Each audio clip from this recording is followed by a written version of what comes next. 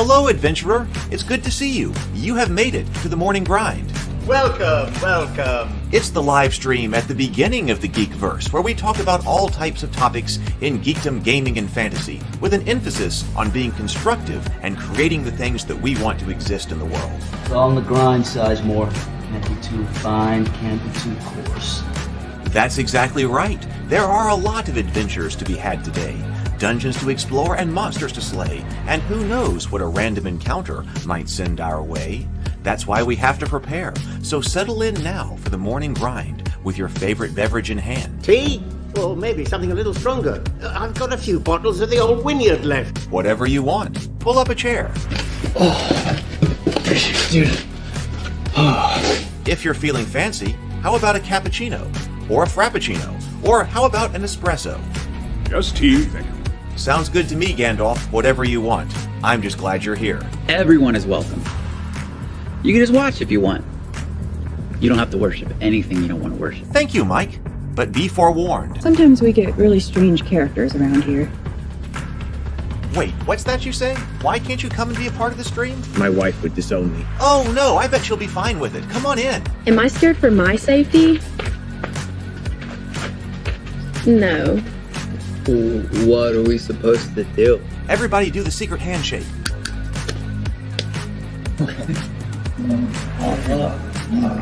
Secret cultist handshake. Oh, now do wizards who love each other. This, my friend, is a science. I still don't have gifts, but it's fine. It's all on the grind, son.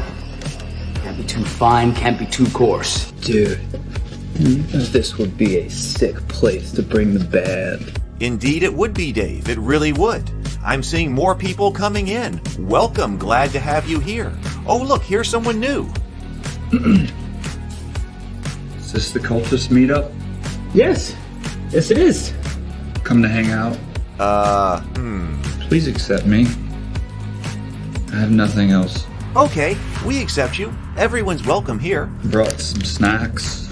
Well, that makes things even better. You want some coffee? I don't drink coffee. You sure? It's cultist coffee. What makes it cultist coffee? I'm a cultist and I'm drinking it. Oh. Then I'll have some. What exactly is going on here? I'm seeing more people coming in. Welcome. It's so great to have you. Oh, and look, here comes another stranger. Can we help you? Yes, fellow cultists. I could really use some food. Oh yeah? Welcome. We have donuts. Oh, it's me. I'm glad I'm here. I'm sure you have a few questions for me, though. What's your name?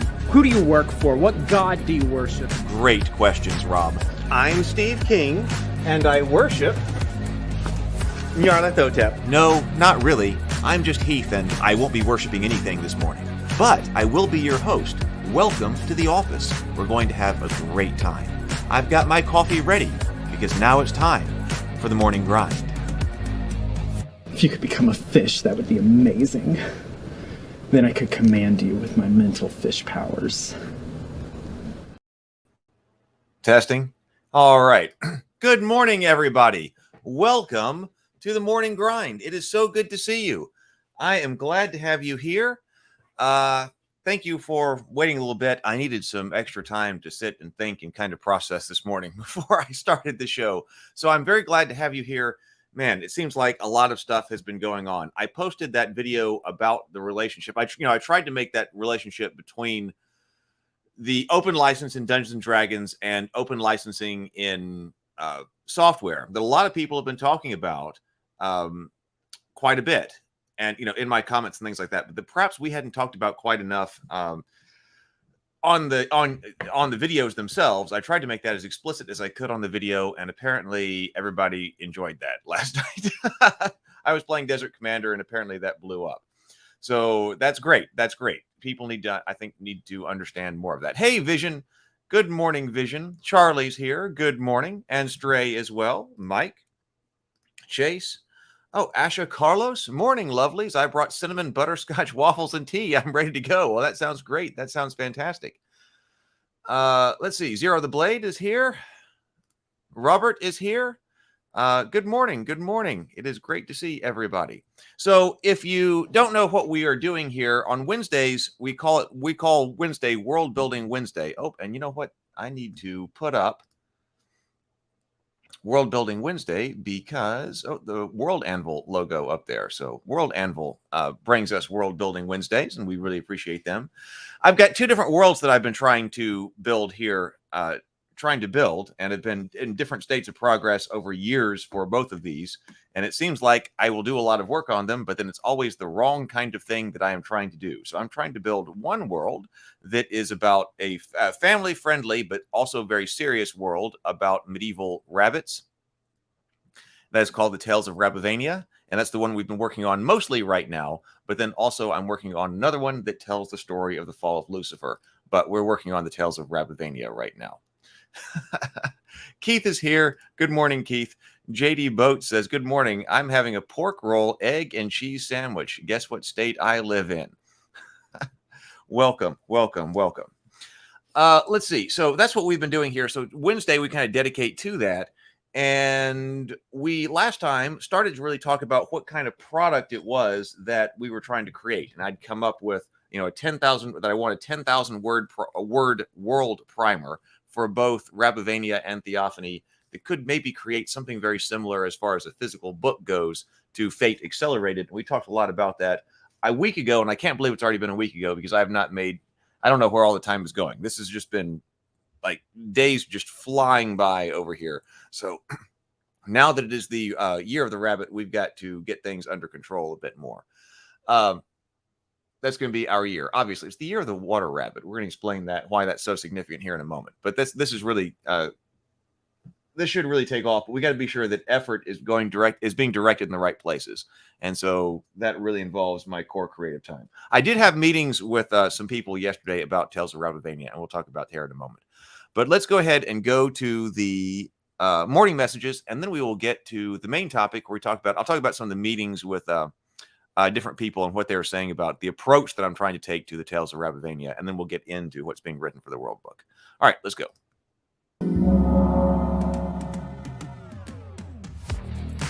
The Cultist is our comedy web show about modern-day Lovecraftian cultists just trying to worship Cthulhu in a world full of people who don't understand. Fish are friends, not food.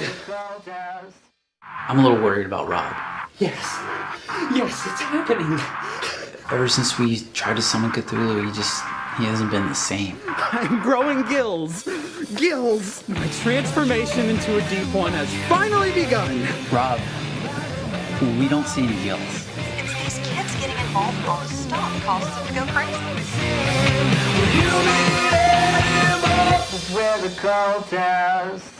Seasons 1 and Season 2 are on my YouTube channel now. Each episode is only 5 to 7 minutes long, and you can watch the replays of the live after parties that we had with the cast and crew. They were a lot of fun. The Morning Grind is also brought to you by the Thrones and Bones Viking-inspired RPG setting. The Player's Guide to Norengard packages all the player-focused character mechanics in a spoiler-free package so players can build characters and play without ruining GM surprises. Get the books on DriveThruRPG today. The Morning Grind is also brought to you by the world of Etaltis. The Etaltis Player's Guide includes a new point-based magic system that's a fantastic alternative to the traditional Vancian magic of 5e. Check it out on etaltis.com and get it for your table. The Morning Grind is also brought to you by World Anvil. Check out the World Anvil website to learn more about everything that it can do for you and your world building and your games, and also be sure to use the code MORNINGGRIND to get 40% off any annual World Anvil subscription. I knew World Anvil was great for game masters and for writers who are developing their worlds and want a beautiful site to display and manage all of that information. But what I didn't know was that World Anvil also offers extensive tools for players, including character sheets, journals, inventory management, and spell books, basically all the digital tools a player who is looking to immerse themselves in their character would need. We're going to be using World Anvil here on Morning Grind to build out the worlds of Rabivania and Theophany, so we'll get to see it in action here as we go on the show. All right, that's it for the messages. Let's get to the main topic. All right, so I know there are a lot of people who are working on world building and trying to build different worlds to have different stories and games played in them, stories told in them, games played in them, all of that. And I know that a lot of my friends who may not be watching this channel, but who are also really involved in that and who are trying to do that. And I've certainly been involved in that effort for a long time. We could talk about whether or not this is even a good idea. Right? Is this a reasonable approach to take? Because I did have some discussions yesterday. First of all, I had a really good discussion about, well, now, because I had been talking to somebody on the business side of things. And they're like, what do we think we really need here? And one of the things that that person recommended was, okay, do you need a lawyer in entertainment law from the beginning, in order to really understand what it is that you'd be doing with to be on your side very early on. And I thought, well, that's a good idea, because I had been thinking, well, in terms of, okay, do you need an attorney or do you need an agent? So I did speak with an entertainment law attorney yesterday, and it was a fantastic conversation. If you haven't, and it was very short, but if you're thinking about doing something like this, it depends on what level you're trying to do it on, right? If you're trying to make some books and RPGs, probably not necessary. But if you're thinking about where could this potentially go, my concern is always that, hey, this is going to be a multi-year effort, right? I mean, this is going to be a decade or something like that. That could be what that I want to develop over this amount of time. So I'm very concerned about it. I want to make sure that my foundation is secure. Robert says, yes, always use a lawyer. And this person said that one of the biggest mistakes that he saw when people were trying to build a world like this, which basically means building a brand, is that they end up signing something early on. Somebody says that they can do something for them, and they end up signing something early on that has some type of language in it, or something that they didn't want, some type of exclusivity deal, or some type of something about ownership of something, or something like that got signed early on.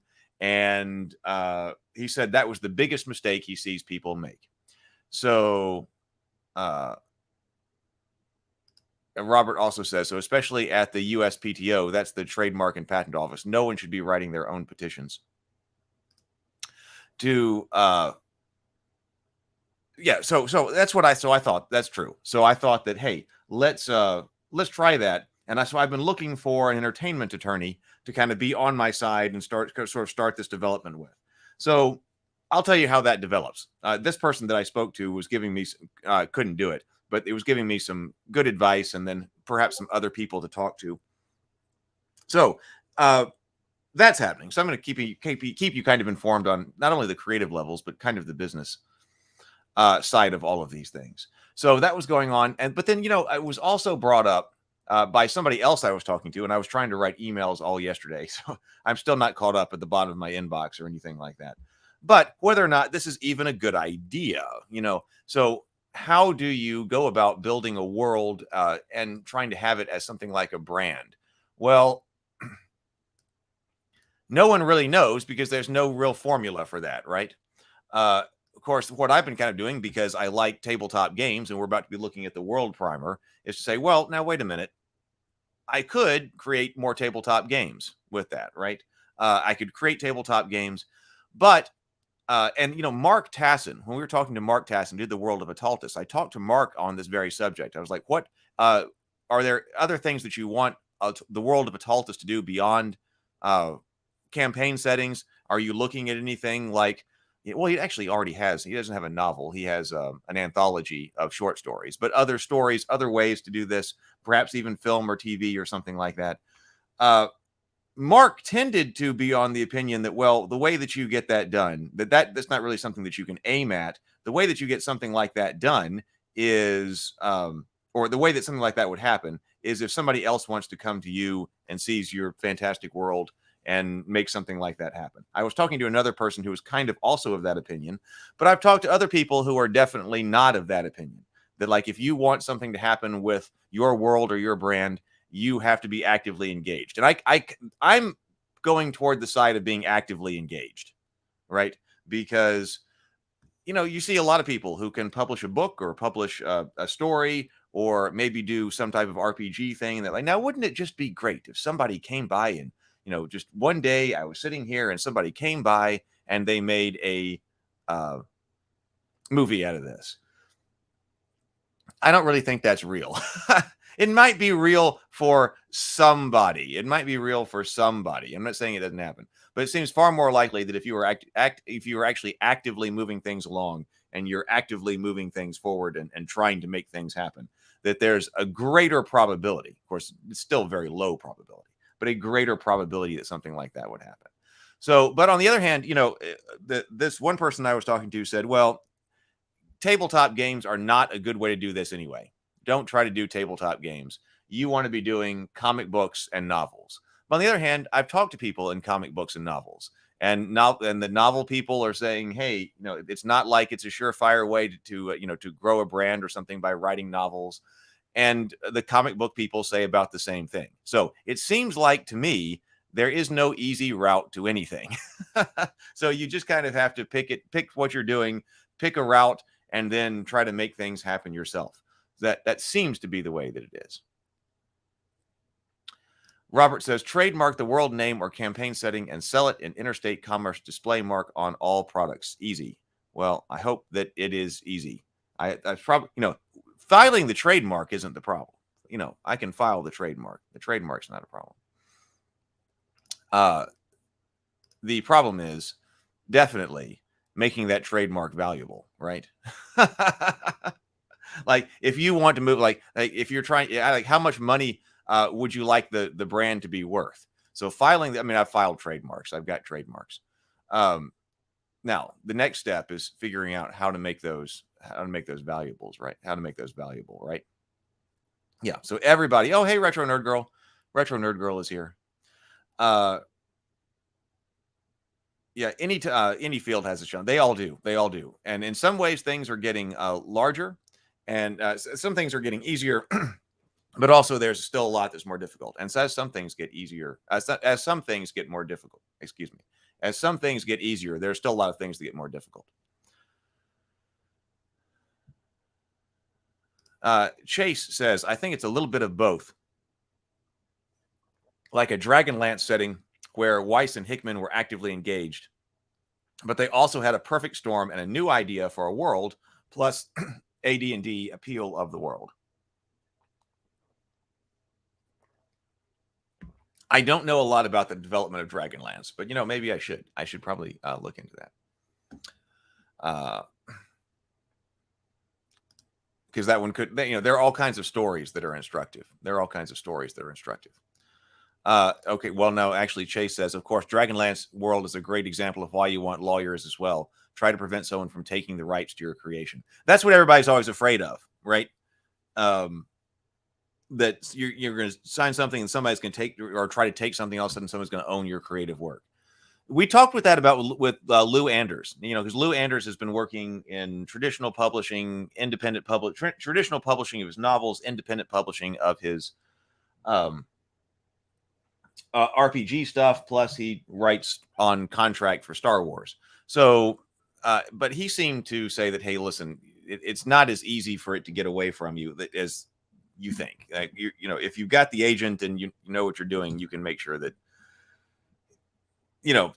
he can write the novels and traditionally publish them and then still be able to do his RPGs and everything else that he wants to do in the world. And I've talked to him about how exactly, because he's tried also to make movies happen in the Thrones and Bones world. I think they could definitely be neat, and how that, but he has to move that along. If he wants to have it. Okay. So last time,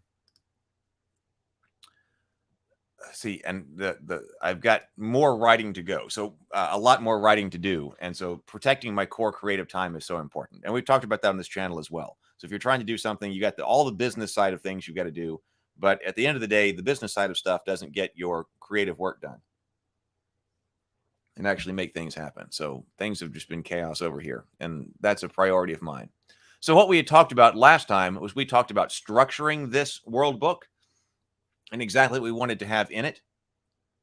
And we were also assigning word counts to every different section of the book in order to come up with exactly how we would have a 10,000 word book and how we wanted to assign those words, because we want to be able to write exactly what is going to go together in order to make this up. So this is what we talked about last time, and I think that was an interesting conversation. There's a lot of feedback and stuff that was going on. So I think this is a pretty good solid outline. Now the next step is to just start writing, right?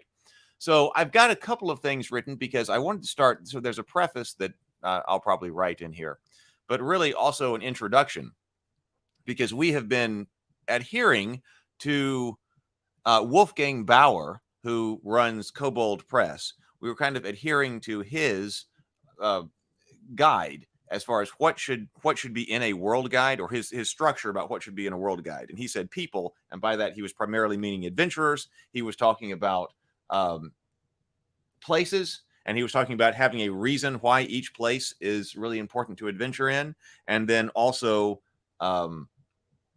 magic. He said those are the three things that you need to include in a world book. So I was trying to figure out how exactly we put those in.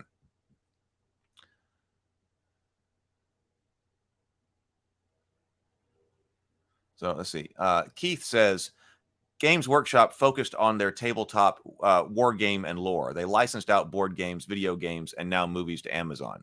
Maybe that's a good approach. Well, yeah, that's so Games Workshop might be a good example of that. So they've been working in board games for a long time. Yeah, and they didn't try to make the video games. And now is the Warhammer 40K stuff actually happening with Amazon?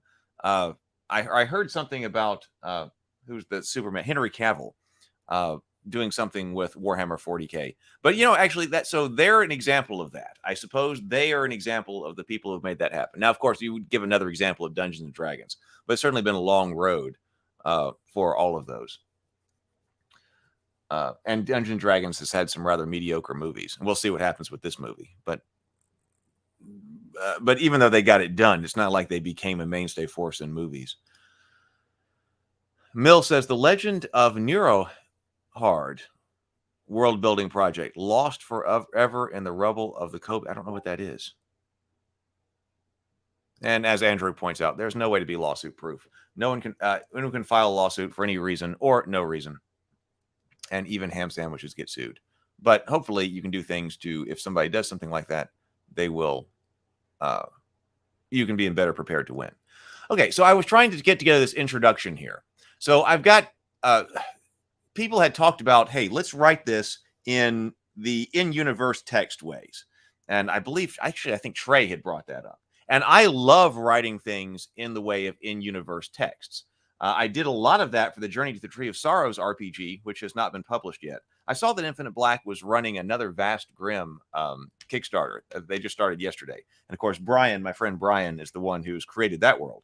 So they're working on that over there. I have no idea what's going on with the Journey to the Tree of Sorrows RPG. That I have the books written and they're sitting over there. But we did a lot of in-universe texts. And one of the things that we did was we also had them professionally narrated, and we put them up on YouTube. Now, there was a big problem with that in that we weren't able to generate material fast enough. So if you want to see, like, I've got short stories and I've got history and lore over on the Journey to the Tree of Sorrows YouTube channel. But the problem was I could write material and then they could be narrated and they'd be sitting there. But the art took so much time to associate each one of those with a piece of art. That was what took so long. And so that project ultimately failed. But you got to learn from your mistakes.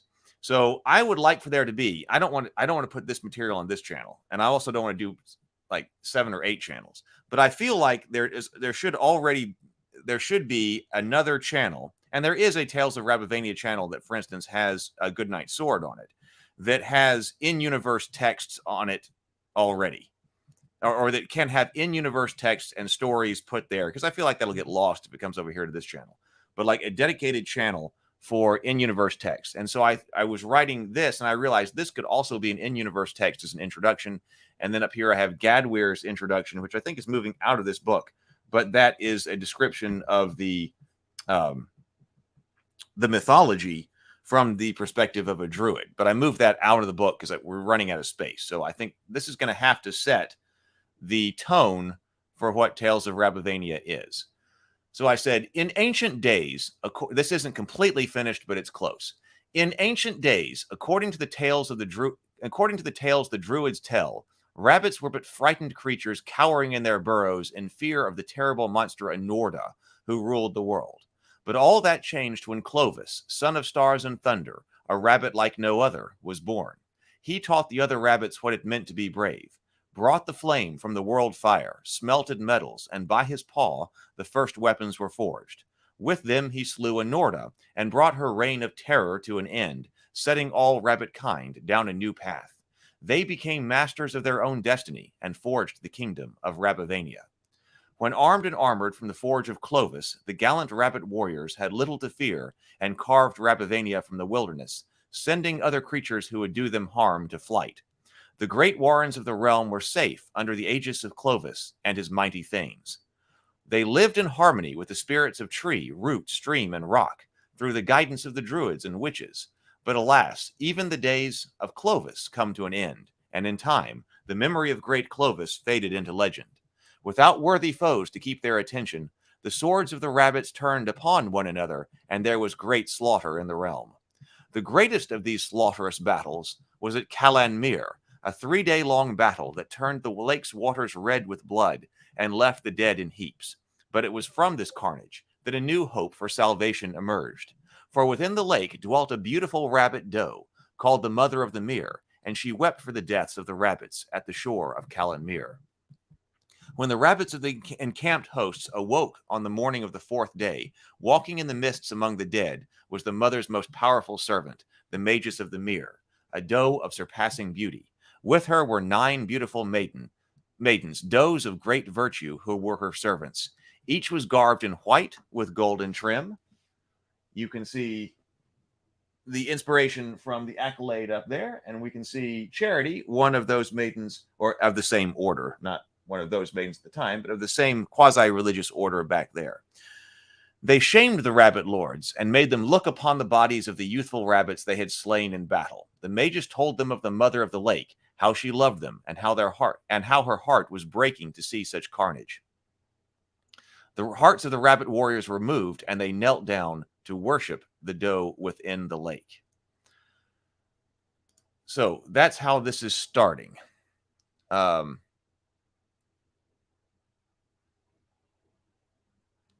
Let's see what's going on over here.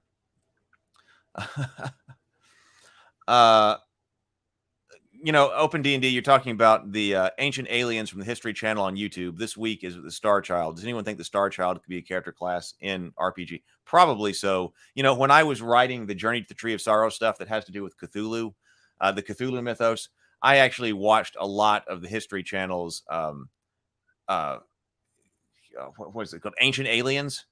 The History Channel is all about aliens now. And I watched that in order to get ideas to put into those stories. And there is so, I just turned on Ancient Aliens and I was like, all right, let's just watch that. I don't know how many Ancient Aliens TV shows they've made, but they've made hundreds, it seems like, and everything is aliens. So yeah, I do recommend that. I did get ideas, but I was like, oh my God, eventually I have to turn it off. But there are so many ideas there. I think that there's a lot of stuff that, you could pull from something like the History Channel's Ancient Aliens and stuff like that. I'm not saying it's aliens, but it's aliens. Thank you. Retro Nerd Girl says, this is fantastic. Thank you. So BGD says, in any creative endeavor, there are always rate-limiting steps, creating bottlenecks in the timeline from conceptualization to publication or public presentation. Identifying and managing this step is key. Well, okay, so let me tell you. So this is my philosophy on that vision, because I'm putting this out for something that is intended to be the very start, because this is not going to be the story. So this is about the lore. This is how we're building the world. But my philosophy here is that any material that I put out needs to be telling you the state of the world before what the main story is going to be and starts. Right. So what I've been working with. So actually what we just went through right here, and they're about to get knighted. But this whole idea here with Clovis and Anorta, I spent a lot of time actually writing out stories. And because this was about Clovis and his fight with Anorta and his mythology. So there's a lot more about his mythology. But this is just the brief overview of what the major parts of major touchstones in Rabivanian history are. the mythological creator, the mythological founder of the realm. So there was that. And then what happened next? The introduction of this new religion at the waters of Kalanmir. And that was still in legends. And so this is mythology. What happens at Kalanmir is legend. And now we're about to have a problem with what's going on in the modern day. So you've got this interplay between Clovis and all of the spirits of flame, of rock, root, and tree, and then the mother of the mere, who is, see, this is why this is also the year of the water rabbit. And I have the mother of the mere, who is herself a water rabbit. She's a water goddess in this lake, right? So like this has to be the year. This has to be the year. This is the year of the water rabbit. This got to go. So this tells you another king that is legendary, but now we're in new problems with the kingdom. So that's why you can see I haven't quite finished yet. So now we're in new problems with the kingdom, and that tells you the major touchstone parts of the history before we start our actual story. And so I had been writing all of the history and mythology of Clovis because I had thought that's where I'll start. We're going to write the history and mythology of Clovis first. I'm going to have it broken down into sections that can be read and narrated. I mean, there could be a book. I want there to be a physical book, but we'll also break this down so it can be narrated and then illustrated in some way. Now, the illustration is the hurdle, but I'm going to figure out how to get over that. And who knows, it may be AI art that actually enables the amount of the volume of art that needs to be produced in order to do that, to actually be produced. We're going to see. But I said, well, now, hey, if I can break this down, I can also break this down into smaller chunks. I had written each chapter as only 1,000 words, so that way it could go out on YouTube. And I was planning on, launching that early this year, like first quarter of this year. But I sent all of my material to somebody who, a consultant on all of that. And I basically got a giant no-go on it. So I'm way behind in the writing because I had nearly the entire Clovis book complete.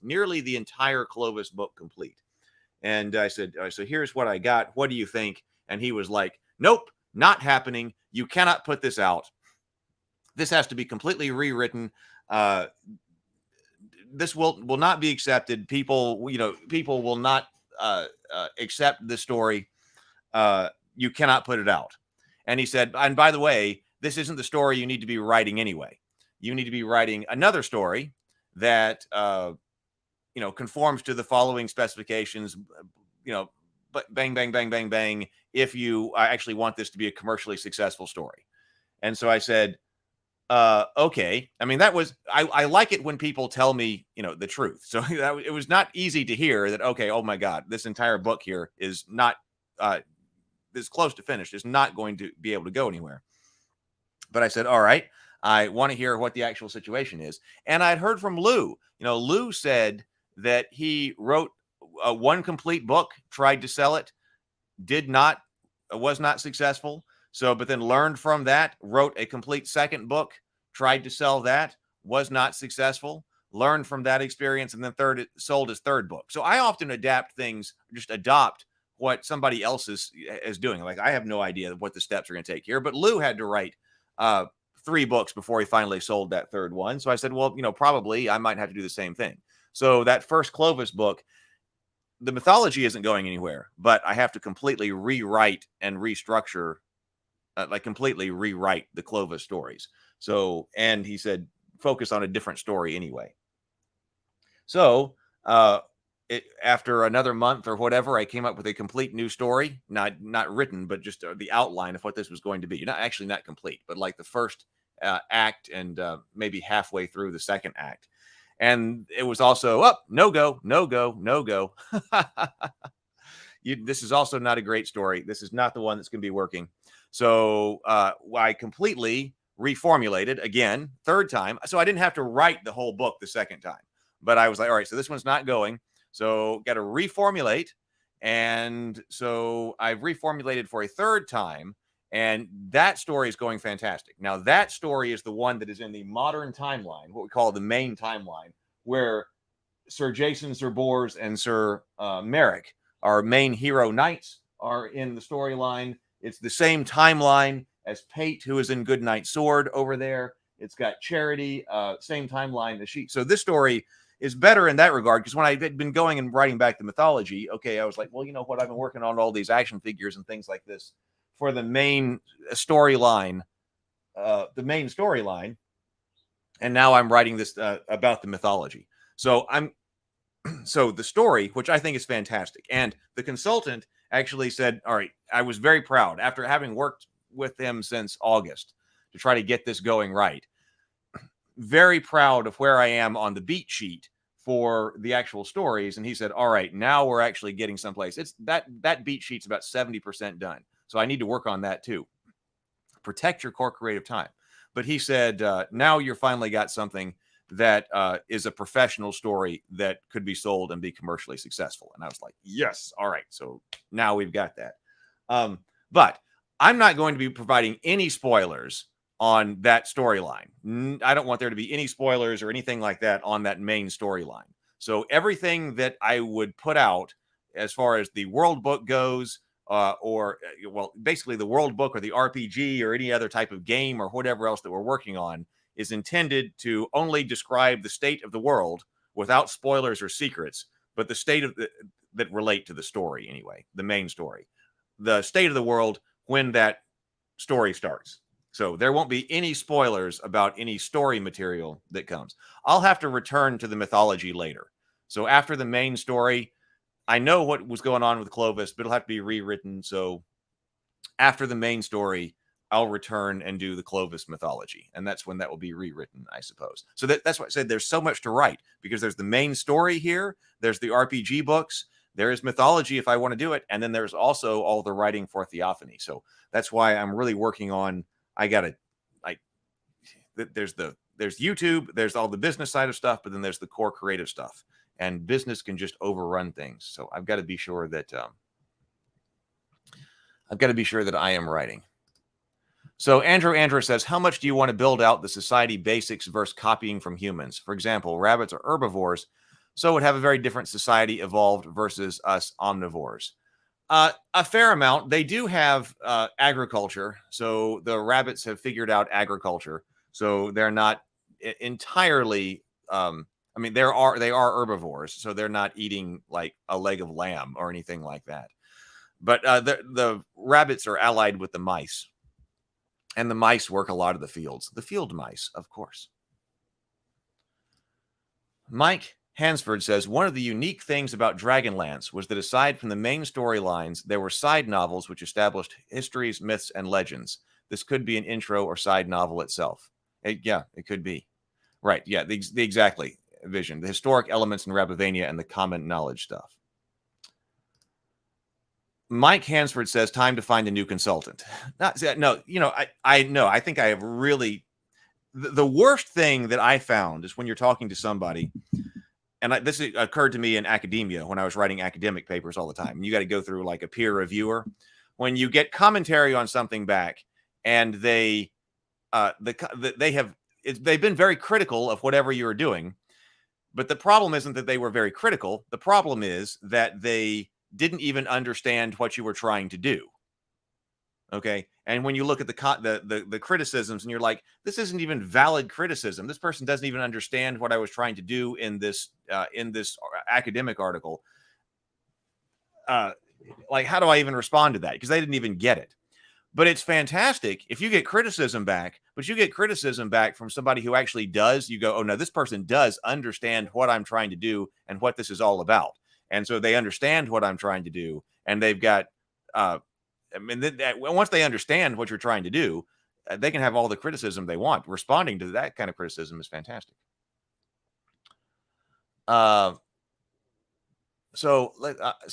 what happens next? I haven't finished writing this section yet, but what happens after that is they bring knighthood. The Mages calls forward 13 rabbit warriors of the greatest virtue.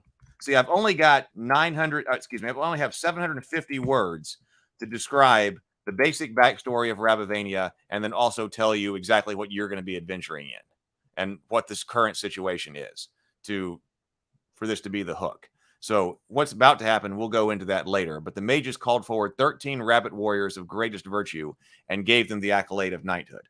We've talked, like on one of the wind downs, I talked about knighthood as a feminine imposition upon the masculine. And that's why one of the reasons that I have the accolade, and I love the accolade behind me so much, because you're seeing that right here. It's a visual representation of that.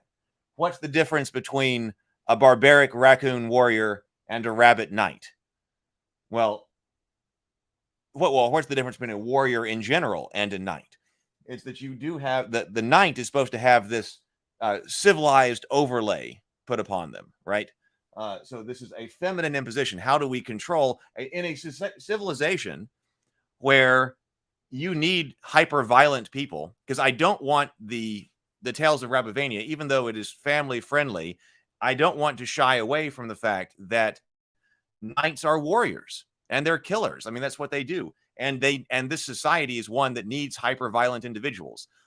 Rabbits have all kinds of natural predators, and it's the knights, because rabbits are not naturally brave. It's the knights who confront those, and then also serve in the king's army, of course, when the kingdom is under attack by some other society or civilization. But how do you control that? Well, how do you control the hyper violent individuals in your society? Well, that's exactly what's going on according to this religion here when knighthood is given to them. So you have this Magus of the Mirror, her servants, and she imposes, or she places knighthood upon some of the warriors in order to, it is a kind of social control on the hyper violence of the knights.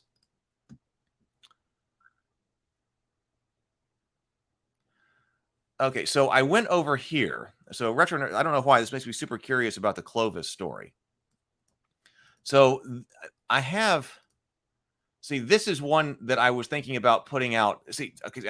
We need, if we're going to put out material like on the Tales of Rabivania and Theophany websites, YouTube channels, I also don't want to, I want to be very clear about what that means. Because we've talked about how constraints actually encourage creativity. Because that was another problem when we were doing the Journey to the Tree of Sorrows YouTube channel, is that we said, hey, let's do this YouTube channel, but we didn't really clearly specify what that meant. Okay, we're going to be posting the stories and the history and lore, and I mean, some of them are just fantastic. I really like them, but it was so open-ended. It was so open-ended. But if I were to do this again, what I would say is, I'd say, all right, the Tales of Rabivania YouTube channel. What does that mean to do that channel, and what does that mean to do Theophany's channel? It means to do this X number of videos that are this long, like, I don't know, 100 6-minute long videos or something like that. That concretizes it and says, which actually makes it easier to accomplish. Because, hey, let's just do the Tales of Rabivania YouTube channel or the Theophany YouTube channel. What you do is you say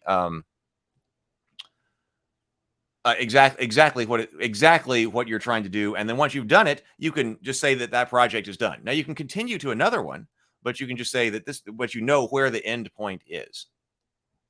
So I think that in-universe texts are a great way to go for Rabivania and Theophany as well. I've gotten some stuff for Theophany already professionally narrated, and it happened to come up on my iTunes again, and it started playing as I was cleaning the house yesterday, and I was like, oh yeah, this is so good.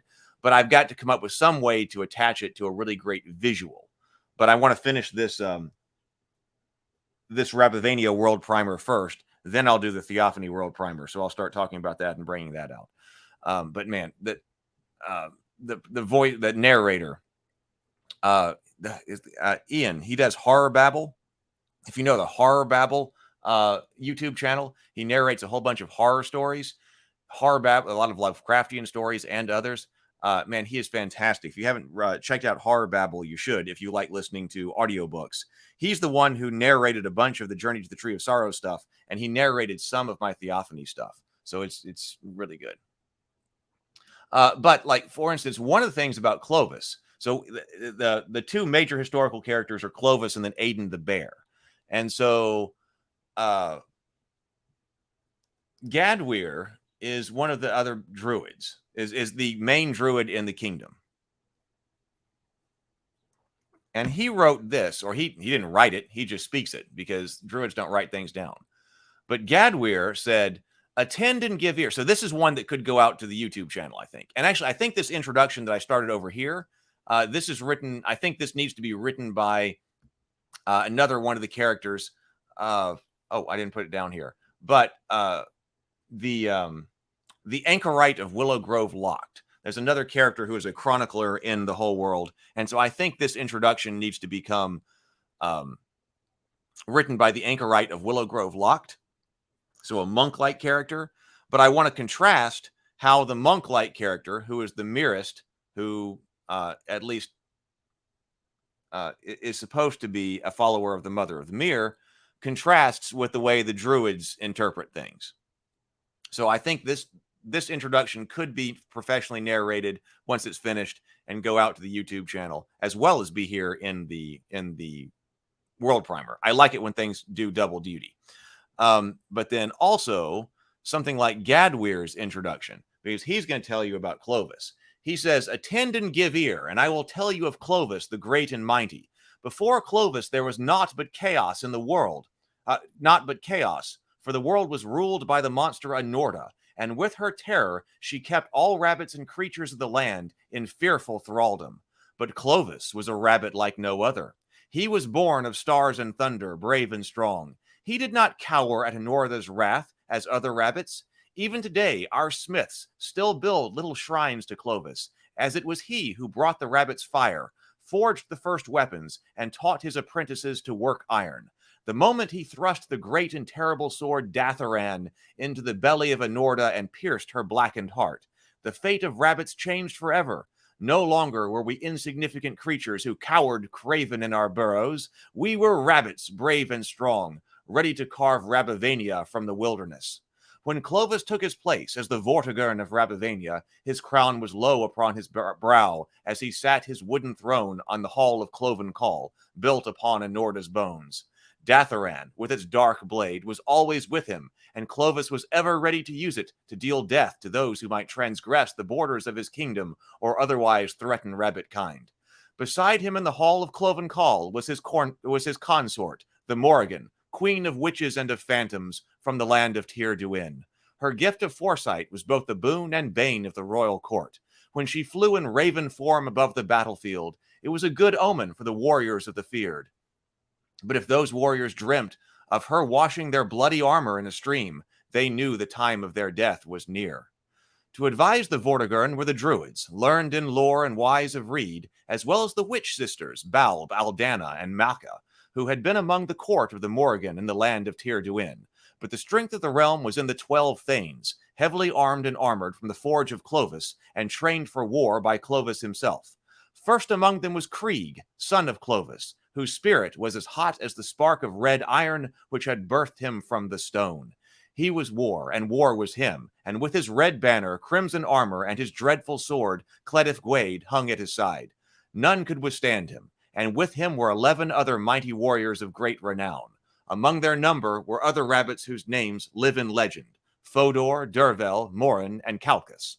Never before, nor indeed ever since, has there been greater or more noble assembly of rabbits dedicated to the realm and those who live within it. Those were glorious days of intrigue and adventure. Great quests were undertaken and heroic deeds were done. Clovis was the land and the land was Clovis, and while Clovis was hale and hearty, the land was bountiful and the rabbits flourished. That is according to Gadweir, the Grand Druid of Rabivania, speaking on Clovis, the Vortigern of Rabivania. So I think that that also needs to be something that could be professionally narrated and put out in video form. I would put it out like the text and the stories and things like that I want to have, because I certainly want to have physical books and sitting over here. But it may be, somebody else told me that really video is the way to go. And that was why we thought, we were thinking that when we were doing Journey to the Tree of Sorrow so long ago, that like, how do we want to tell people about this world? And we thought that YouTube didn't have to be YouTube, but a lot of it's YouTube.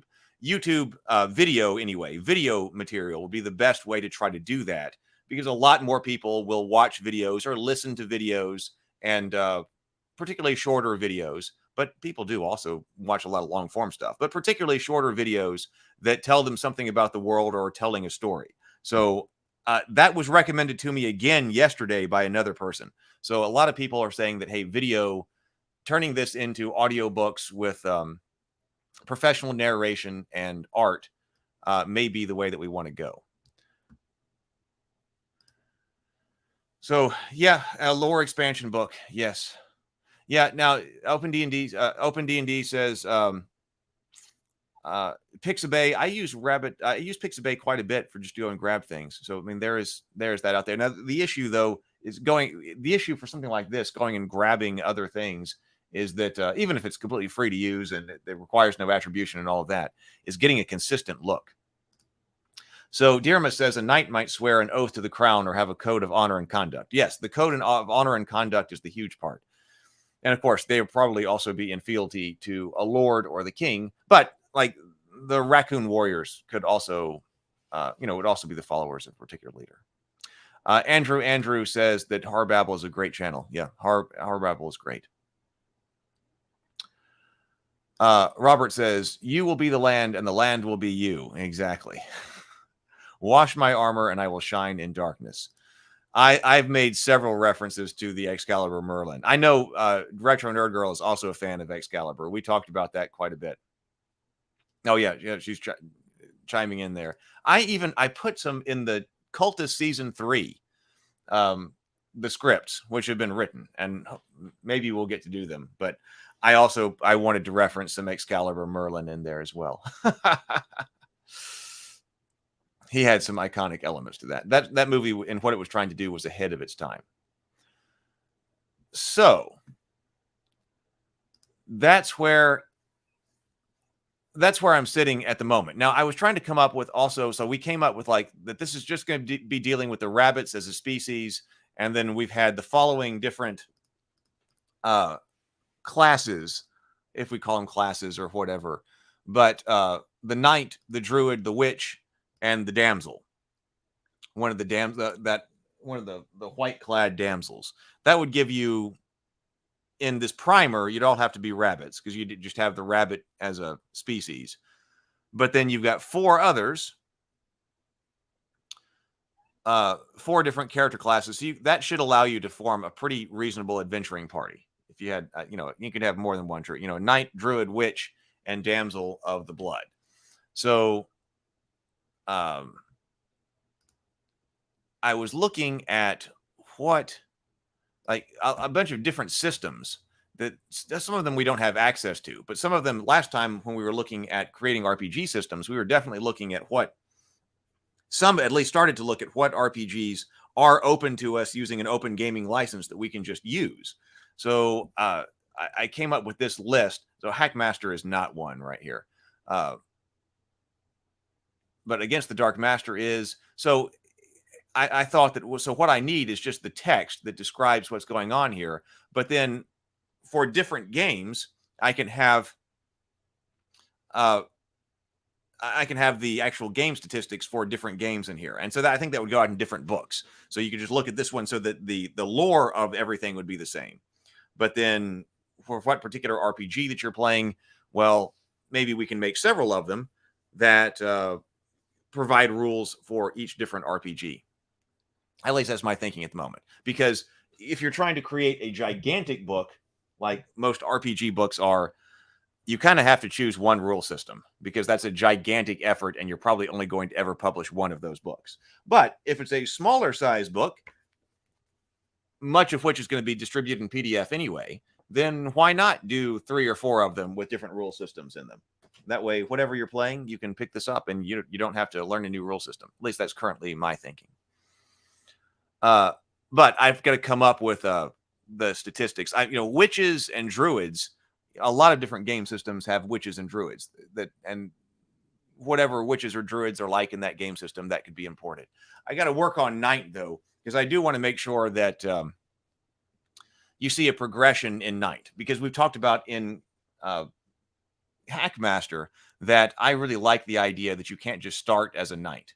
Now, you would start as a squire, you'd start as a fighter. You have to actually do better in order to become a knight. And then if you become a knight, then later you can become a paladin. I like that type of progression.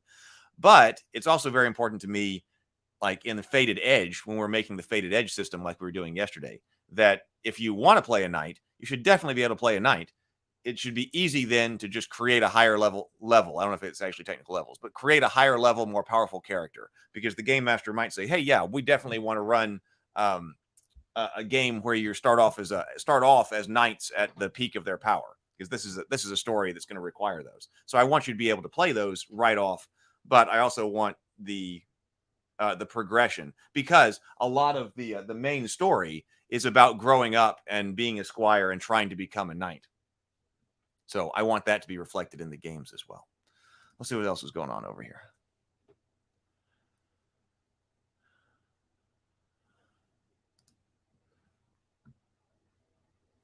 The big a major issue right now is that the geography of the world is kind of changing up over here, because everything has to suit this major story that's being told, that I've been working on with the consultant now.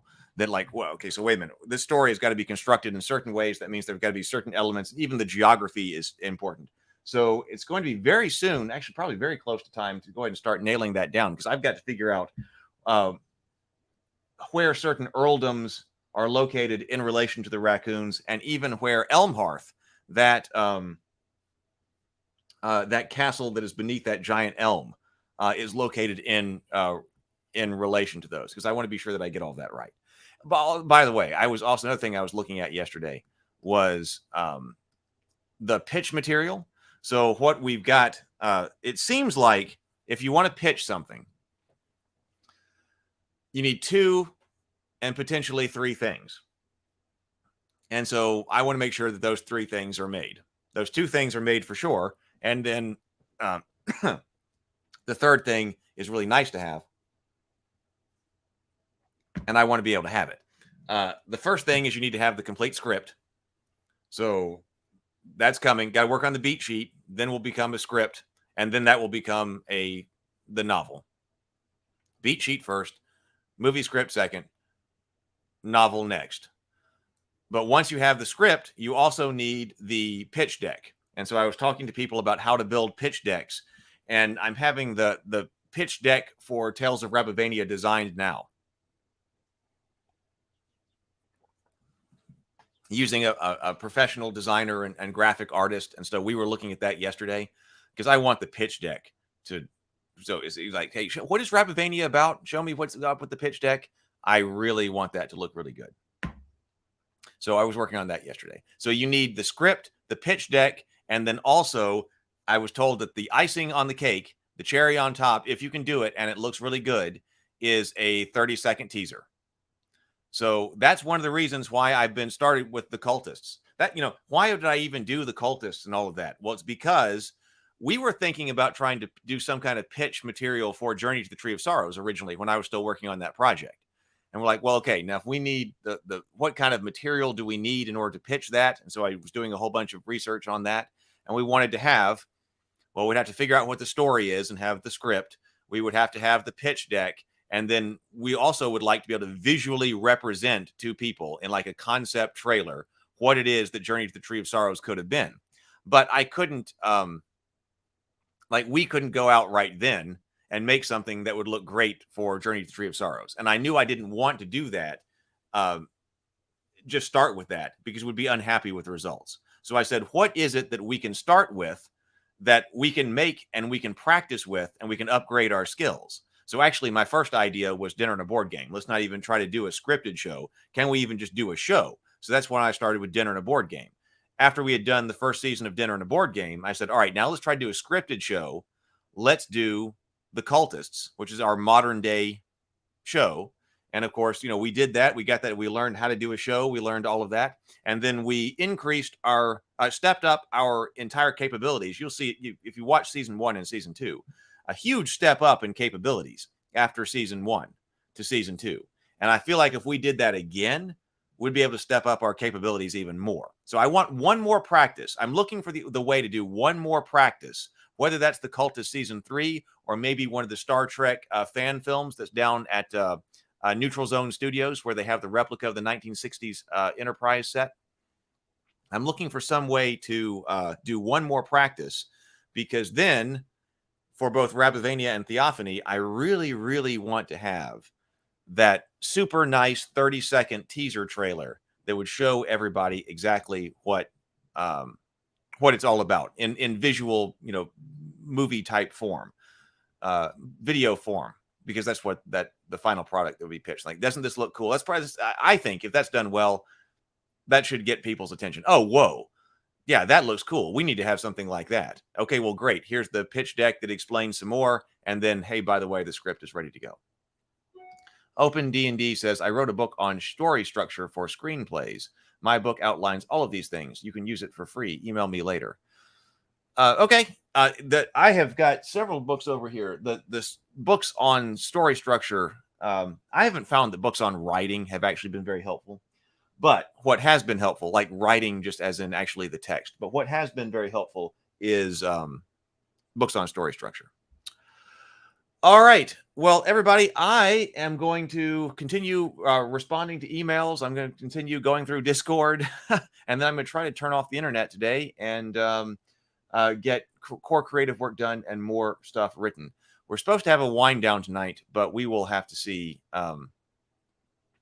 We'll have to see. I might end up not doing it. I'll let you know. I want to, but I'm still behind. I'm so behind.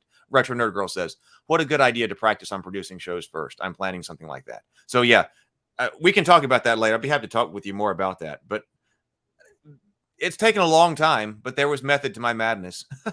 I was trying to step us through everybody who's been working over here at Ravenkeep. I was trying to step us through exactly the steps to try to get us where we want to go. All right. Later, everybody. Have a good day and grind on.